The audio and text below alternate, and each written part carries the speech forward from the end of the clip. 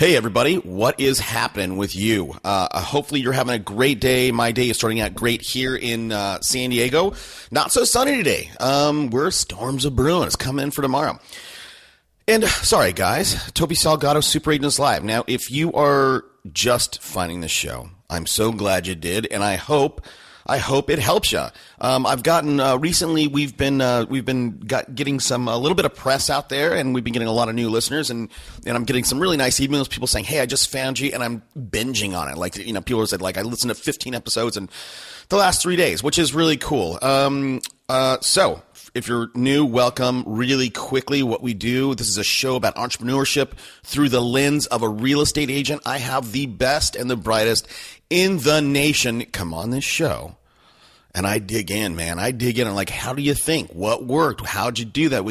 What happened when you failed? How'd you go jump over that barrier when it looked like it was hopeless? So today's guest, guy named Greg Kurzner. And Greg is a very, very interesting guy. And if you listen to my interview with him, you can hear that at times I a little bit struggle because I know he's a visioneer. He's a philosophical guy. He's a very smart guy, and I really wanted to dig out everything I could and make this a little bit of a unique experience for both you and me instead of just talking about, hey, what do you do for lead gen? Now, here's the deal. This guy has a background. He's a smart guy, MBA, consultant just out of school, and he wanted to get into a opportunity career where there was no limit to his upside. So what did he do? Obviously, jumped onto real estate. Now, this guy's in Atlanta, and overall, there's lots of takeaways in this. This is one you probably want to listen to twice. There's lots of takeaways, but I want you to approach this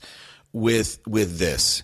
Real estate fundamentally is a business to consumer business, right? You are a business, and your buyer that buys a single house is some family. That's a consumer-facing business. This guy, Greg, put a different take on it. He created a business-to-business opportunity or situation in real estate, very similar to a guy, Mark Spain, a KW guy. Both these guys went out and they worked with hedge funds. They found investors, not just nationally, but globally, found international investors to go out and do deals with. Now, I forget, overall, this guy's number 11 in the nation for units. So today we talk about how he has a B2B approach, how he works and finds and sources international investors. I hope you're going to like it. Now, overall, I talk about me a little bit in this, maybe more than I should have, and sometimes that happens. So I guess bear with me or, live with it. Hey, okay, so before we get to the episode, really quickly, I want to tell you something different that we're doing. Of course, we bring the best and the brightest on this show. The problem is, here's the problem that I've sort of recently recognized is that when I bring people on and they're going, yeah, dude, I have a team of 22, I have a team of 46, and we're doing 900 transactions or, 12 or 1300 transactions. That's a great story and it's very entertaining. But a lot of you out there, if you're just at doing 20 units a year, there's a big gap, 20 to 900. So, the last 3 weeks, we're starting to take a geographic approach. I am literally starting. Here's how I did it, and this works well with our radio focus, right? So we want to put an agent or two in each top radio market, right? Because we do radio advertising. So we looked at the top 100 radio markets and went back, and those are the markets that we're digging into, right? Portland, Seattle. Individual cities. And here's what I'm hoping. Now, we're obviously going to talk with, the top 1, 2, or 3 person in each of those markets. But what I'm hoping is that the nuggets that we dig out from a guy in Portland, from a guy in, Phoenix, because markets are different, price points are different. I hope that I can find things that are much, much more relatable to you and where you're at. So if you have any thoughts on that, feel free to send me an email. Let me know. And the other thing is too, really quickly, every episode we have to have a sponsor. Today's sponsor, of course, is us. Real Estate Radio, Super Agent Real Estate Radio. That's what we do. That's the way we monetize the show. That's the way we bring this content to you for free. So we're looking for top people. You got to do at least 100 transactions, and you're looking to put another 100 on your books. Radio, by far, is the way to do it. So I would love to chat with you if you're in that situation. Okay, hey guys, let's get to the show. I hope you like it. Welcome to Super Agents Live. This is the one place where you can come and hear the most successful people in real estate. You'll hear how these super agents built their businesses, how they stay productive, and how they stay motivated. Who am I?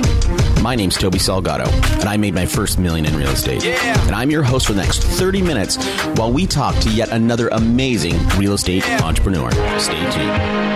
Let's go! Yeah! Today, I'm super excited about today's guest. Our guest has a team of 12, but with that team of 12, did 842 transactions for $125 million. Now, he's got a relatively low average sales price. He's not selling Beverly Hills, but for Real Trends, Wall Street Journal, number 11 in the nation for units and number 83 overall in volume. So I'm super excited to speak with Greg Kurzner. I had to read that twice. Kurzner. Hey, Greg, thanks for taking thanks for taking the time out today. Oh, it's my pleasure. Thank you very much for having me. I'm looking forward to it. So guys like you, Greg, I love talking to. It's always fascinating to talk with somebody who is just, a superstar in the world of anything, whether that's skateboarding or in this case, real estate. So I do want to talk about your business, but before we get there, tell us a little bit about you. I want to get to know who Greg is a little bit, and then we can dig in your business. Well, background, I was a consultant when I got out of graduate school and didn't like traveling, 5 days a week.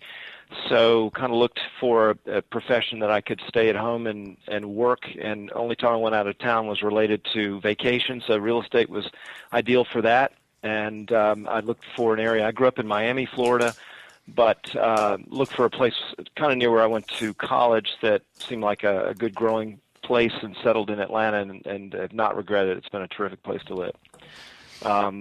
We started out like a lot as a commercial real estate broker, and kind of understood how you could leverage utilizing client for volume. The main thing for us was to be able to try and identify how to align with clients so that they give you continual volume, as opposed to having to have a mile wide and inch deep approach to multiple clients with one transaction. We much prefer to work with smaller groups of clients that give you, or that you can create lots of transactions out of. So, okay. You were a consultant. You went to grad school, number one. So when you say grad school, was that business school? It was. I actually graduated from Cornell University's Johnson School of Management in '87, so I'm quite old. But it was a great experience in Ivy League, and at the time ranked probably in the top 10 of business schools in the country. So coming out of there, to go and get a real estate license where you don't need a college education was no big deal, because it ultimately gave me that opportunity, I think, to have a profession where there's no upside or limitation to what you can earn. No, look, that's true, and that's what's great about real estate, right? If you think about real estate, and this is more for my audience than you, but since the time of King Solomon, right, wealth has been built with real estate. But I'm fascinated, Greg. Cornell, top 10, next to Stanford, next to Harvard.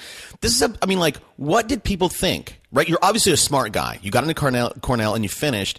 And then, you're a consultant, which everybody wants to do that. That's what everybody wants to do. They get their MBA or out of undergrad, and you go to work for, one of those big consulting firms. What did people say to you? They had to think you were crazy going into, look, you're in a very prestigious university, big barriers to entry, and then you go into the profession that there is no barrier to entry. Right. Well, I think, a lot of it is that I just didn't like working for other people, no matter how prestigious or how much money you make. I like being in charge and dictating my future. So real estate was one of those opportunities, especially young. You can't just sort of create a company around you. Nowadays you can, I guess, with the internet, but then you had to look for a profession where, you could be in charge pretty early in life, and real estate was ideal for me. So that's why. Okay. So being an MBA guy and, having the background as consultant, I'm a little bit later, I'm just prepping you right now. I want to get into how your mind worked, with the rise of internet, starting 94, 95. So what did you do when you first started? Did you from the beginning, Greg? Were you looking for that leverage? Selling not one to one but one to many from the beginning. Yeah, I think so. I mean, I started in my career in real estate primarily in the default side as an asset manager, and dealt with real estate and that particular component, and then through commercial real estate. Spent 5 years doing commercial real estate before I ever really sold a house. And that's kind of what got me, the model of working with corporate clients. There's not that emotional attachment. And, typically if you're doing a good job, you're going to continue to get work from those clients. So that's always been a focus. Well, in residential real estate, sometimes you can't always do that. You have to work with multiple clients, and sometimes single transactions. It was always the opportunity when given to try and secure clients that had multiple needs on a consistent basis, and that's kind of how we've tried to grow our business. Well, hold on a second. I'm just I need to unwind that for me a little bit. So when you started in the asset management. Right. Help me understand the corporate clients. I mean, do you work today with residential with corporate clients? We do. You do. One of our larger clients is a New York-based hedge fund that's been doing buy-to-rent, build-to-rent type products, similar to what you're familiar with most of the larger multi-billion-dollar hedge funds across the country, Colony American and Blackstone and groups like that we've been able to work with on the sourcing side to help them acquire homes. Got it. Okay. There's a KW guy, Mark Spain, who has a similar kind of business. Yep, I know Mark well. Okay. So how does somebody, in order to go out and build this kind of business? Number one, can you do it in LA? Or, do you have to be as geography important? Number one, and number two, is this open to anybody, or is it just to a blue blood guy like you that can pull it off? Well, I think the opportunity for this particular client, the hedge fund's clients, really comes from years of having REO experience, having property management experience, and so they're not going to go and just find any Tom, Dick, or Harry agent that is going to be able to scale with them. So I think they were looking for an agent or a group that was able to scale and that also had an experience, I think, on the acquisition side from default properties. So that helped us because we do a lot of work in REO, but also to understand how to be entrepreneurial, because many of these funds, they didn't have anything other than a business plan when they came in with all this money. They didn't have any infrastructure, any boots on the ground. So I think they needed somebody not only that could kind of take orders, but also that could help them figure out how to do this. And, Mark, to his credit with Blackstone, and we with the firm that we work with, have done that. We were involved with a lot of how they built and ramped up their systems before they had them. Got it. Okay. Yeah, and I'll tell you, man, you guys, you hedge fund guys ruined the flip market. I started buying onesie twosies back in 2009, and then late 2009, I actually was able to buy a portfolio from a builder, a $73 million portfolio we got from the FDIC for $3.2 million. And it was all that was a great business, but on singles, we were making 40 to 90 on our singles, and then the hedge fund guys came in, and then that got reduced to like 10 to 15, and at that point we were like, oh, we're out. Right. Yeah, and I think their model, ironically, I think was more about fees but it has created a different product segment than was ever out there in the past. And, I think like this, everything else will transition back to somewhat a little of both, a little more of the flipping coming back, and as they start to diminish what they have and move on with it. Because, as pricing, the only way that worked would be because the rental rates were ramping. We had so much challenge with Gen Y not really caring about owning, and also with with all the default and inability for people to get credit to borrow, Yep. so they kind of filled a need. But I do think that, like you said, we're already starting to see, especially in the Atlanta market, investors like you described, like yourself, that are coming in and buying homes and starting to flip them again because there's such limited inventory. Yeah, absolutely. So you said a funny word. You said transition. If I, let me slow down a second. So you graduated in '87. How long were you consultant? About 2 years, two and a Okay. half years, and then I moved up to Atlanta. I had a friend of mine at graduate school that was named deputy director of liquidation for FSLIC, which was the predecessor to FDIC and RTC back in the savings and loan crisis time frame. Wow. And so I got involved with that, on the ground level, basically moving large commercial properties that were foreclosed on or that ended up in these defaulted savings and loan institutions. And some of those are pretty famous pieces of property, but after that, we moved into commercial development, and then ultimately, one of the commercial guys I work for went bankrupt. So I looked around and said, I think residential is the right place for me, and I'll take that commercial mindset with me, and also the default experience, and that's kind of how we've leveraged it. So in addition to just kind of typically buying and selling for homeowners and home buyers, we develop our relationship through the GSE. So we do work for Fannie, Freddie, Wells, HUD, all of those different groups, and it's been a natural transition for us to focus on opportunities where we have clients that are giving us listings as opposed to having to go out there and find them. Right. So that's today, though. But back in '90 or '91 when you went full time, I know you had the mindset of this leverage type business. But, I mean, did you build it from the beginning? Like, I'm trying to understand. Go ahead.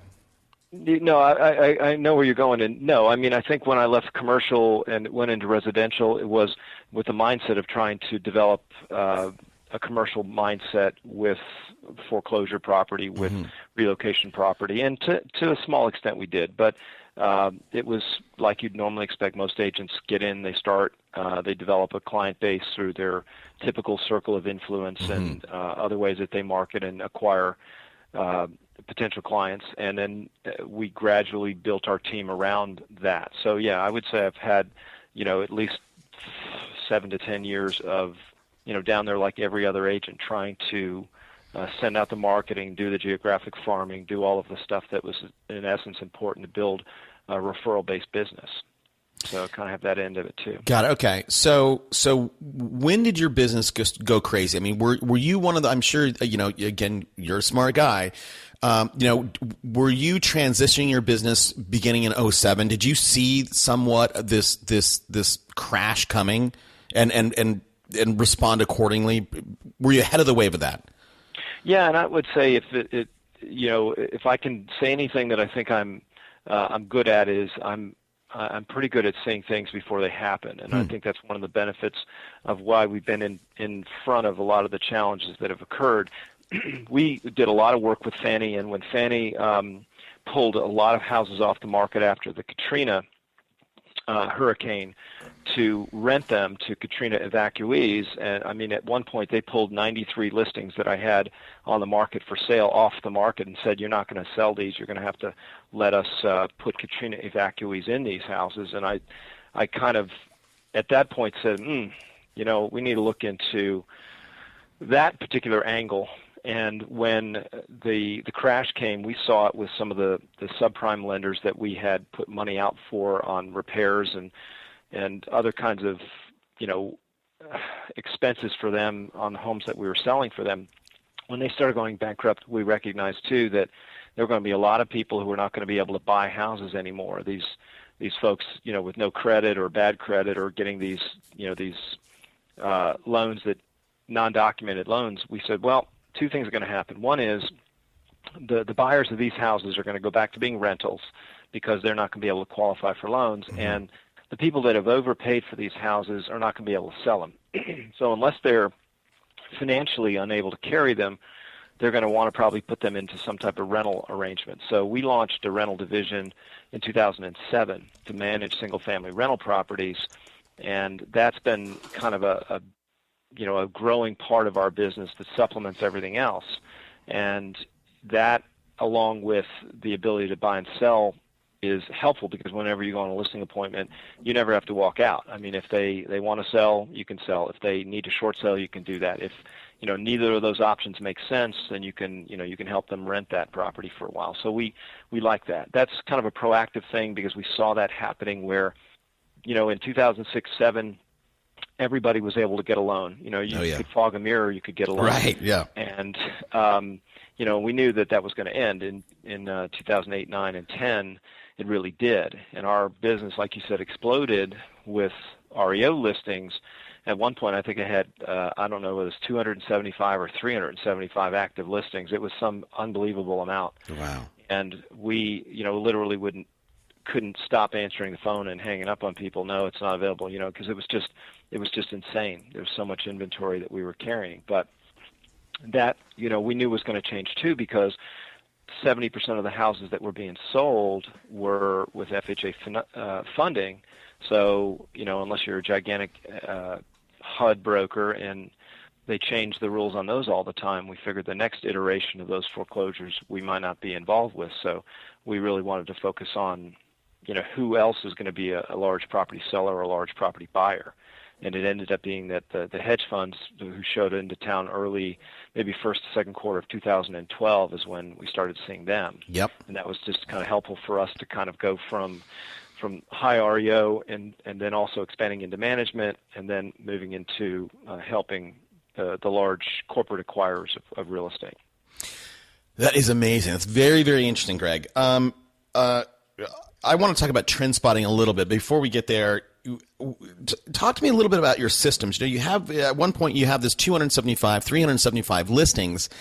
I mean, what kind of head count did you know what I mean? You have to either have a crazy head count to manage that or just bulletproof systems. Well, we did have big head count, and we narrowed that down when we put systems in place, because even with head count, the biggest problem we always had is that we needed to have multiple people that had access to the same information. One thing I didn't want to do when you've got that kind of volume is be bothered at 9 o'clock at night or on a weekend or whatever, or have an asset manager or some other person contact me and not have the information in front of me. So back in the old days, we'd all run around and look at a folder and try and, answer the questions, whether it be with a client or somebody else. We went to a team-based system called REO Maestro, which was developed by another REO broker in Denver, and that we were on the ground floor and beta tested for them, and that ended up being a tremendous opportunity, and we use it today. Boy, it was hard to turn our employees onto it, but we forced them to put notes and start to do all of the things that they said they never had time to do back then. And after about 6 months of them kicking and screaming, they got the hang of it, and they started to see the value of it. And now that's kind of our model for everything that we do, is to use a transparent system where everybody can see everything that everyone else is doing, and not documenting files, not having things in there, not coding all these documents in certain ways is just not acceptable. Yeah, and that kind of model, that being systemized, I would imagine that nobody has ownership, but everybody has ownership. Yeah. So there might have been a more elegant way to say that. Well, no, but you're right. The key is that if somebody calls, no matter who they are, what stakeholder they might have for the transaction, anybody on my team has access to all the information they need to be able to answer those questions. And that's nice from a quality of life point of view for me, but it's also helpful for the client, because what creates frustration is lack of answers, lack of ability to respond quickly. And that's the fastest way to lose a client or a potential buyer, is to not be able to answer their questions quickly and address them. And that's how you also keep head count down. Yeah. So for a guy like you that has this kind of business, what keeps you up at night? What's next? Yeah. Like whenever you put your eggs into, several but smaller, bigger baskets, yep, those baskets eventually, either move on or diminish, and that's been the way that it's been. If I know a lot of REO brokers that are primarily built their business on selling bank foreclosures for corporate clients who are either out of business or are working out of their basement now when they had huge teams because they were one-dimensional. They had one line of business, and now in Atlanta anyway, we're at the lowest level of bank foreclosures that we've been since 2001, and so there's just, for whatever reason, there isn't anything selling. There's nothing coming on the market, not a lot getting foreclosed on. So if that's your only business line, you're looking for a different business. So that's what keeps me up is, okay, what's next? And that's part of, what I mentioned to you that we wanted to talk a little bit about is where our direction is as far as some of the products and how we're trying to reposition ourselves moving forward with the international crowd. So we can talk a little bit about that. Yeah, I would love to. It's adapt or die. I love talking with guys like you that have been through multiple crashes, have been through multiple cataclysmic shifts, and come out on top every single time. So yeah, let's talk about what you're doing right now and how you're moving forward with that. Well, one of the great things about working with, a large client, say, $1 billion hedge fund that wants to buy property is that you get to learn a lot, both on the acquisition side, and we managed for a couple of these funds. So we got to see not only the acquisition, but also, what rents, what doesn't, geographically, how things work. And so we were able to kind of school ourselves on other people's dimes.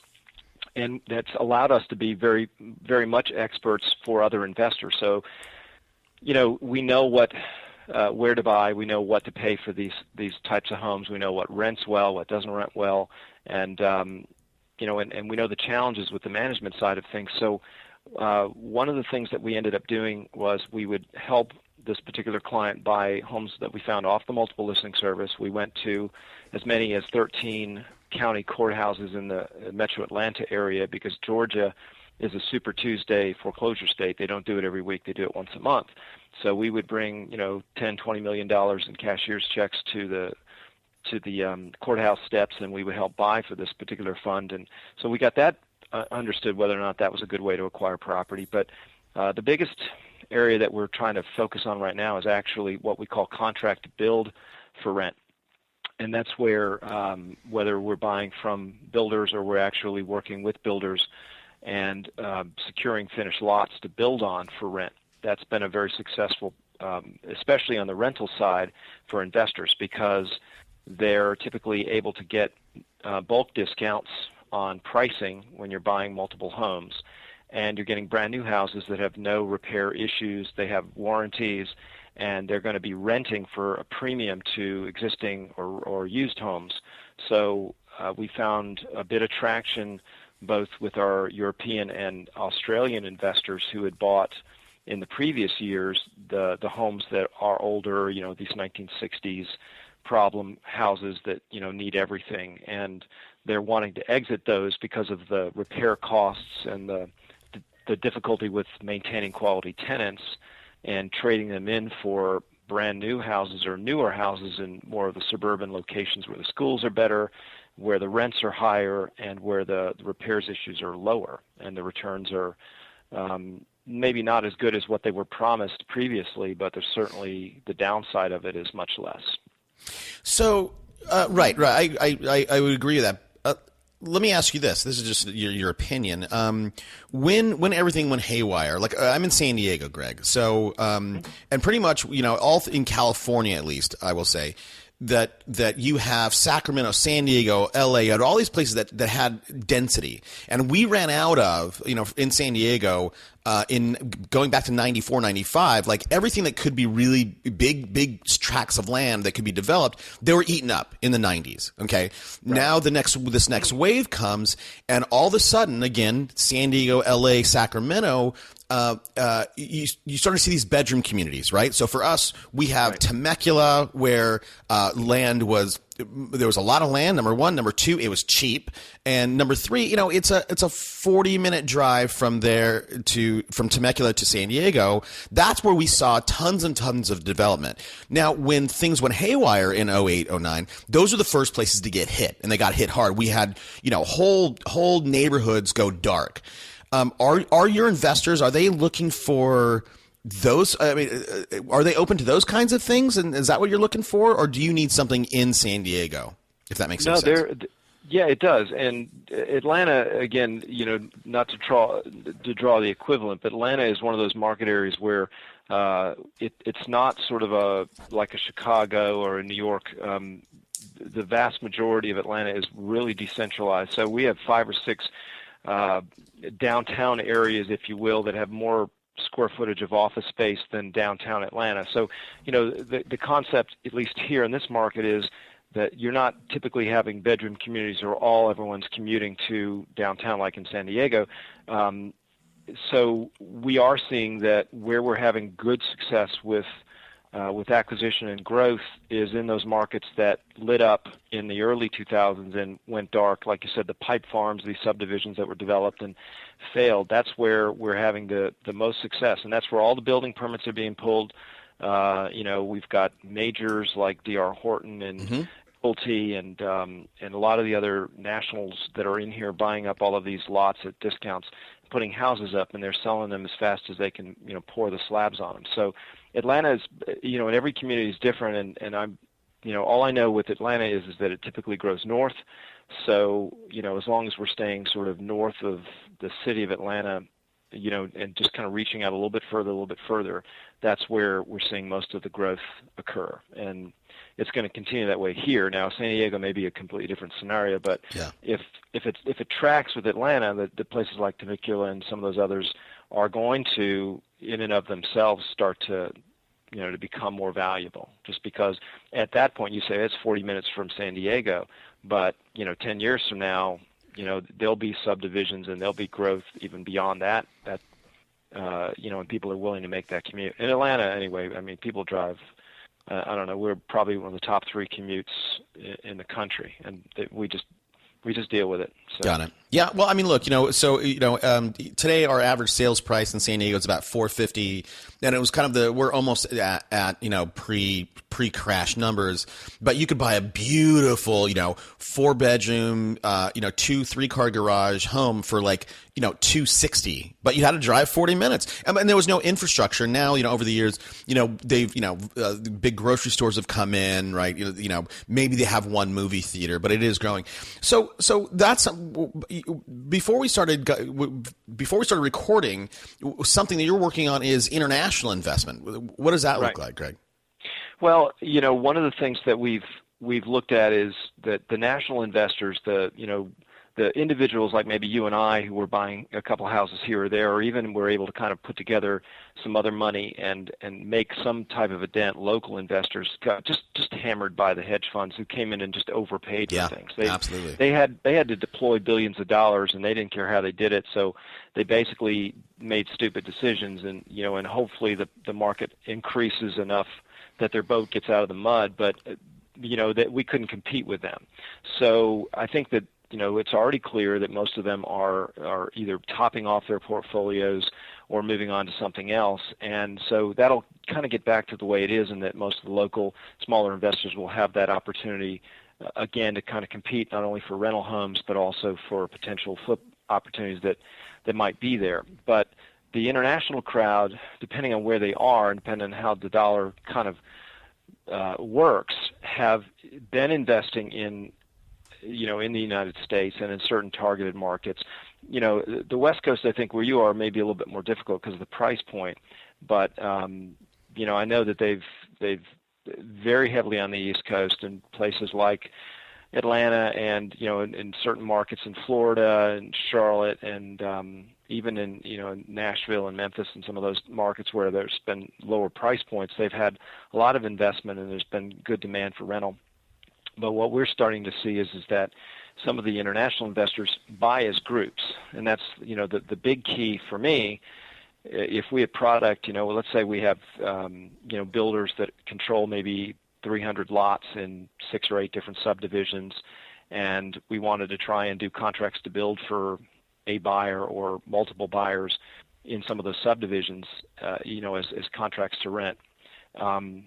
Unless you've got a big hedge fund that wants to buy all of those houses, it's hard to kind of market those to folks, want to pull money out of their 401k or their IRAs to do that.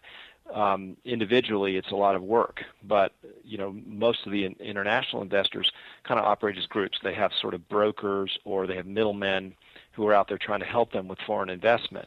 So that's what we've tried to focus on through our national brand. We're a Realty brand ERA.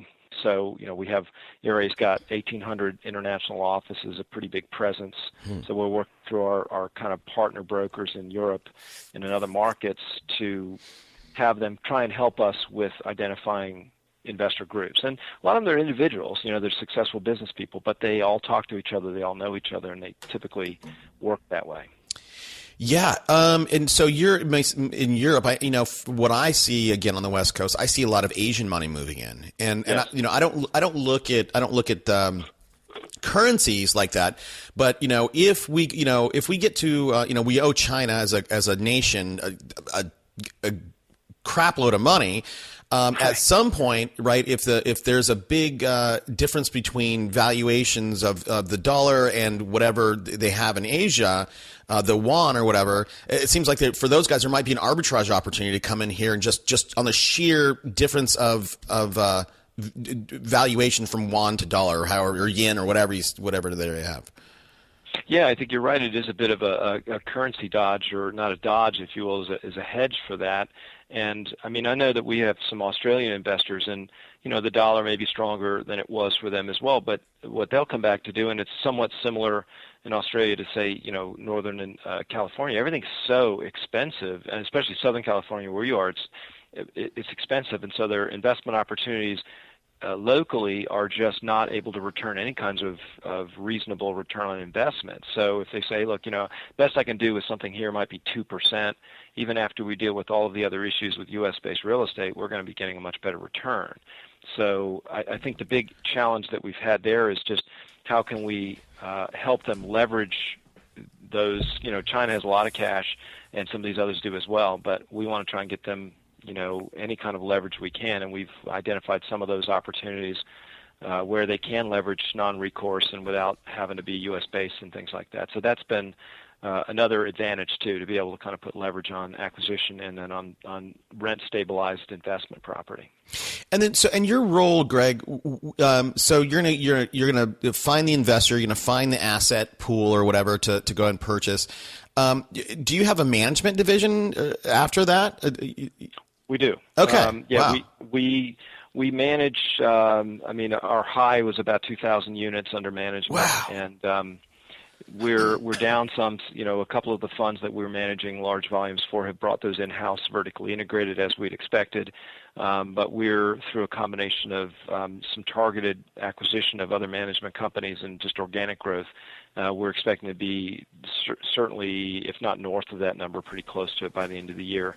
So that's our goal, is to be able to be 20-lane highway as far as management is concerned, and be very good at it, so that if we come to an investor and say, look, you're overseas, all you have to do is collect your check or get it in your account every month. We'll help you find it. We'll help you do any renovations if necessary. We'll help you lease it, manage it, and then if the time comes you want to sell it, we'll help you sell it. And that's cradle to grave type of approach that we feel like, or they can a la carte it. Some people like to do things on their own, but. Interesting, man. You know what? Talking to you, I don't know if you know this guy, a very influential guy to me, John Train. He wrote this book in the 80s. It's called the Craft of Investing, and he talks about all sorts of crazy stuff, kind of like what you're talking about. But he talks about he says, hey, if you want to get wealthy, go to a third world country, and start a Coca-Cola plant, or run a Coke. Just crazy stuff. I'd be like, I would never think of that. Just like you're telling me this stuff, and my brain would not. I'm able to talk with you about it, but I wouldn't be able to hatch that on my own. And I think I'm a pretty smart guy. I think people in my audience listening, have to. When are you going to write a book? Well, one of the things that I would say, once I can prove that it actually works. Last thing in the world is you want to write a book that you don't have a good happy ending with, and so it would be helpful for us to sort of see that we've been able to make this kind of work, and then certainly would love to talk about it. It's like anything else. I think if I was going to do something to help other people, I'd want to be able to demonstrate that it works first, because, last thing in the world, they don't want to pull anybody down with you. So. I hear that for sure. Yeah, but even just the art or craft of visioneering the way you do, how does the way your brain works. You know what I mean? Like, I don't even have a question, but I can see it in my mind what I want to ask you. Here's the problem. Here's when people think of opportunities or think of things to do or new channels to go and get into, they don't have the ability to think as big and on a scale like you are able to. Both with what you did with the hedge funds as well as what you're hatching now. Is that innate with you, or how did you get that? I think everybody's gifted with different things, and one of the things that I don't enjoy is the humdrum, mundane, repetitive stuff. I like to create and sort of envision what's next, and so for me, that's probably just part of my personality that I have. That's also can be a problem too, because I think you have I have a great idea, and then you never finish any of them. So that's been a bit of a balance, but I've always felt like that if I'm not thinking about what can go wrong and how I try to make sure that I'm not there when it happens. I don't know. Maybe I'm terrified of being embarrassed. So to be honest with you, I want to try and make sure that I'm thinking what could happen, what's the worst case scenario, and try and position out in front of it. Wayne Gretzky always said, I always love that. I don't skate to where the puck is. I skate to where it's going to be. Right. And from my way of thinking, if I had sat on my laurels in 2008 when I had 300 and however many listings, REO listings, and said, man, this is going to go on forever. Right. I'd be out of business. So I don't. And I think, again, that I'm always looking for what's next, because the real estate industry, just in the 25 years I've been in it, has changed way beyond what I ever thought it would. I mean, the impact of the internet. I mean, the next thing, and this is a whole different ball of wax that we don't have time to go into now, is this whole Zillow, Trulia, Realtor.com thing. And, that's effectively going to kind of almost suck all of the black hole interest out of typical real estate people. I don't know how we're going to market after that. So that's just another thing that worries me. So yeah, I want to be in a situation where. So let me get your opinion on that. I mean, because some people are saying that Zillow that Zillow wants to own, not just surface a property, and they want to own the transaction, right? Because that's the piece that they're not doing right now, right? They're not getting in. They're not being transactional. Do you think that's what they Spencer Raskoff? Do you think that's what he's looking for?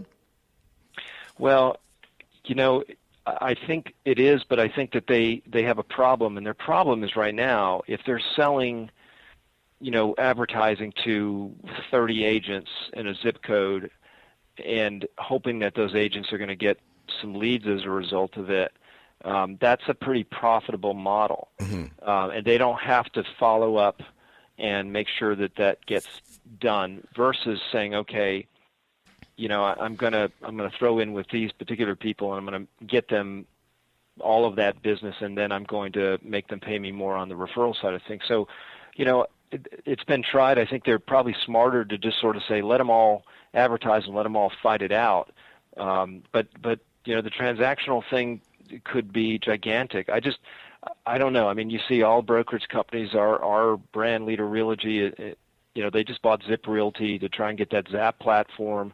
That's kind of a similar type of transactional CRM for, somehow to compete with all of the eyeballs going to these big portals. Because, and so I don't know. That's one thing I'm still real not clear on, is what impact that's going to have. But the bigger that they get, the more money that they have, the more that they can make the rules. And so It does worry me from the perspective that, like any other industry, eventually it might end up having the tail wag the dog, and we end up, all working and bowing to Zillow. And that terrifies me. Well, I mean, look, if you think of the problem that, there's something like 900 MLSs across the nation, right? And what Zillow did is they did bring transparency to home values.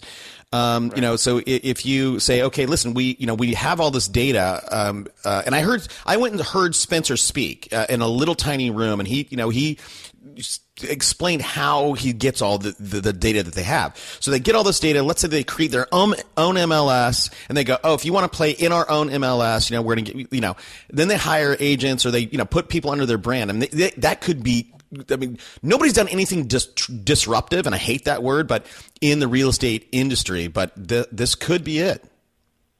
Yeah, I mean, I think that, let me say this, a little bit different than, say, like travel agency or some other types of industries that have kind of come and gone. Yeah. I think that when you really do the straw poll with most buyers and most sellers, the real estate agents still, they're the key of the transaction, but they have less and less value to some people because of the information component, which has already been out there, but now it's just kind of creating gravity around one particular portal. And so, to the extent that, well, gosh, I'm just going to go to Zillow to start with, and that's where 99% of everyone else goes, then they can dictate, if you will, who wins and loses, down at the, at the peasant level like us. So I don't know. I mean, it's worrisome, and that's why we're always looking at trying to align with those folks that are, not going to be subject to that, or not going to be, beholden to it. Yeah. Well, and I think one of the problems, and this, I'm sure Spencer's got this in the back of the mind, is, there's an experience problem. You're with ERA, and so McDonald's, my Big Mac is going to be, and the same experience I'm going to have in California, Chicago, New York. Not the case with Remax, Keller Williams, ERA, whatever. So normalizing that experience for the consumer, that might be, a big pull for the consumer to go, look, I'm just going to do everything through the Zillow platform. Right. I think, again, that, I don't know that's in their best interest. I think they probably make a lot more money just focusing on how to control more of the eyeballs. Because if they get, obviously the super majority of the lead volume to start with, and they have just sort of an ironclad way to capture that and distribute it out, then it's just a matter of, like the cable company, just keep on raising the rates, keep on squeezing money out of the agents to, who want to survive, and the ones who don't, obviously can't financially compete to grab those eyeballs. But, the other thing is that as successful as Zillow has been at redirecting, sort of herding cats, because every agency and every broker and every agent has their own website, all trying to compete for the same eyeballs. And they've sort of said, instead of millions of them, let's just create one gigantic one and get everyone to come to it, to the extent that they become the status or the establishment, then there may be other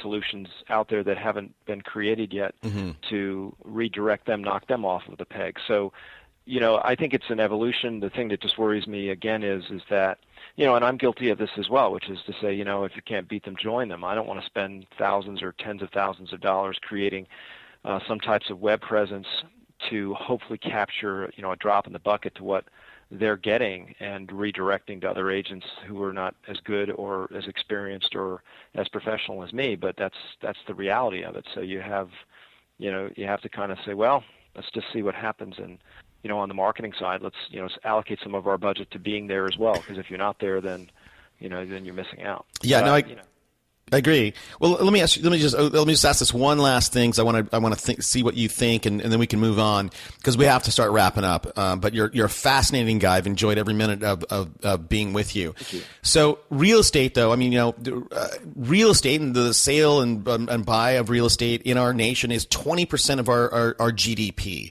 What kind of, would Zillow be able to say, hey, we control 10% of the GDP is going through our platform, or 15% of the national GDP? I mean, I wonder would that have any impact, positive impact on their valuation, on Wall Street? Well, I think it will. I think that they've got a lot of work to do to get there, though, because right now all they're doing is saying, hey, we're getting all these eyeballs here and creating this ad revenue. For them to actually translate that to, hey, we got a lead, we assigned the lead closed, and we're able to kind of demonstrate the value of that, and thus be able to kind of get referral fees or some other kinds of revenue other than just the advertising fees, which would be really the home run, is going to take a lot of effort. And, I mean, they've done it. There was HomeGain was one of the first out there, these kind of referral websites where they marketed, and then they got agents to pay them a referral fee, and they got licensed in every state. So maybe that's the direction they're going. But I think, that's also a challenge, because then they end up almost, in essence, I mean, eBay is a marketplace. They take no responsibility for what happens. Right. And to the extent that Zillow starts to become an active participant in the transaction, exactly what you said before, when they can't homogenize the experience, is at their peril. And I don't know that they'll ever step on that wire. I think that would be foolish for them. Got it. That makes a lot of sense. All right, man. Hey, Greg, listen, I'm going to ask you one last question, and then we'll wrap it up. You can finish with whatever you want. But what's something I didn't ask you that I should have asked you? Oh, that's a tough one. I'm a Clemson grad, so I'm a Clemson long-suffering football fan. That's probably it. No. I would think, where am I going next? And, we talked about the international investor and looking for, that opportunity. But we feel like that the Generation Y is a paradigm-shifting generation who is not going to, just when mortgage money is available, jump in to start buying houses like to an extent Gen X did and the baby boomers before them. We think that this whole rental portfolio is going to be more of a percentage than it has in years past, and we think that agents that aren't focusing on not only in management but leasing are doing it at their peril too. I don't know that it's a temporary thing. When I talk to a lot of the Gen Y, they want to be mobile. They move a lot more in their jobs, and they've seen their parents, suffer, and the nest eggs that they thought were in their homes aren't. So, I've heard a lot of people say, well, gosh, this is temporary and homeownership is going to bump back to 68, 69%. I don't think so. So we're trying to grow our management business as large as we can get it because we feel like it's a long-term opportunity that's very stable for us. And we're also looking at how that's going to translate on the luxury side of things. So, we do that with luxury cars now. We lease them instead of buy them. And while there's, it's not an equal comparison, we think that there are a lot more people now who are going to be fine with renting something instead of owning it. Yeah, no, I agree. It's sort of a perception that, I'm too good to rent, or, I'm too successful or whatever. And I don't see that as much anymore. Yeah, I'm seeing. I would 100% agree with you, especially with the how Gen Y is going to react and be. I think mobility is extremely key for those guys, and by the time, I agree. And look, here's the thing with Gen Y, man. Here's why they're going to always be different. Is they grew up with a skewed viewpoint of the world, right? They were maybe in high school when they saw 9/11 happened. And the world was different on 9/12. And then we as a nation and them, being children, adapted to a new normal. Then 2008 happens. The world is different. We can't trust banks. And my parents owned a house and they were making $30,000 a month in equity, and bang, now it's all gone. So I would 100% agree with you. Listen, Greg, I know people are going to be listening to this and they're like, you know what? I will move to Atlanta to work with a guy like Greg. I don't know if you are adding people to your team. I don't know what that's like, but tell people where they can find you. At least just say thanks, Greg, for coming on the show and sharing, what you know. We just opened a cafe-style office, a Starbucks-style office up in Alpharetta, which we're super excited about. We are actively recruiting agents in our locations, and if there's anyone that's interested in checking us out, they can go to joinatlanticrealty.com. That's our sort of recruiting site, and get more information about us and what we offer. Or, they're welcome to email me at greg@kurznergroup.com, and it's just my last name, Kurzner Group, GROUP.com, and Greg is just GREG, no double G's on the back, and that's how they can reach me. Awesome. Hey, Greg, thanks for coming on the show. I really, really enjoyed it. My pleasure. Take care. See you, bud. Let's go. Yeah. For those of you that want to know what we're all about, it's like this, y'all. This is 10% luck, 20% skill, 15% concentrated power of